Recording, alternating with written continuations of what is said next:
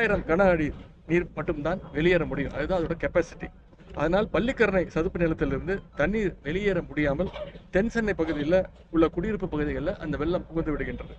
எனவே இந்த பிரச்சனைக்கு நிரந்தர தீர்வு காண வேண்டும் என்பதன் அடிப்படையில் ஒக்கியம் மடுவு தெற்கு பக்கிங்ஹாம் கால்வாய் முதல் வங்கக்கடல் வரை பீச் வரை வெள்ள நீர் வடிகிற வகையில் புதிய நேரடி கால்வாய் அமைக்கும் பணி நடைபெற இருக்கின்றது.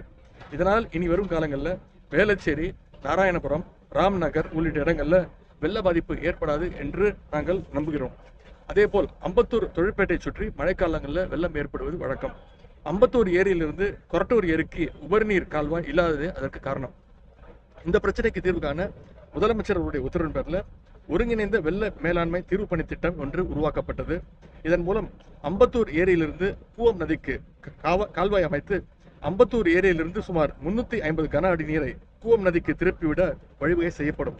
இந்த பணி நிறைவடைந்தால் அம்பத்தூரிலும் வெள்ள நீர் பாதிப்பு ஏற்படாது.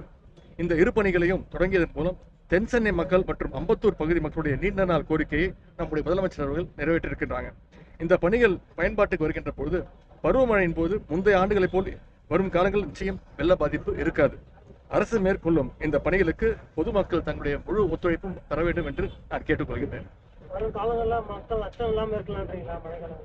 அதற்காக தான் முயற்சி செஞ்சுக்கிட்டு இருக்கிறோம். இன்னைக்கு காலையில கூட தலைமைச் செயலகத்தில் ஒரு ஆய்வு கூட்டம் நடத்திருக்கிறோம். கிட்டத்தட்ட 2 மணி நேரம் பேசியிருக்கிறோம்.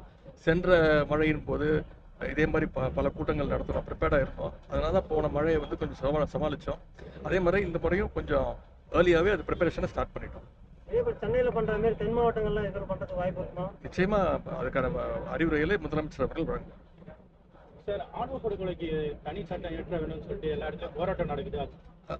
ஏற்கனவே இருக்கிற சட்டங்கள்லாம் ஏற்கனவே கடுமையான சட்டங்கள்லாம் இருக்கு.